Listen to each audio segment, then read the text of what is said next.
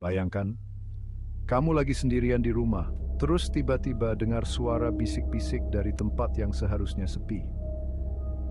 Inilah yang dialami Lina di dapurnya yang mencekam pada suatu malam. Lina terbangun tengah malam karena suara berisik dari dapur.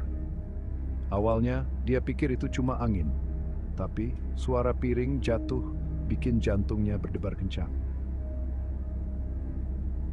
Dengan langkah pelan dan hati-hati, Lina mendekati dapur. Hanya cahaya redup dari koridor yang menemaninya. Sesampainya di dapur, semuanya tampak normal, kecuali satu hal. Pintu kulkas terbuka lebar. Lina heran. Dia yakin sudah menutupnya sebelum tidur.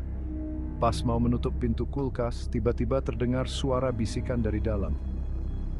"Aku lapar." Lina langsung kaku.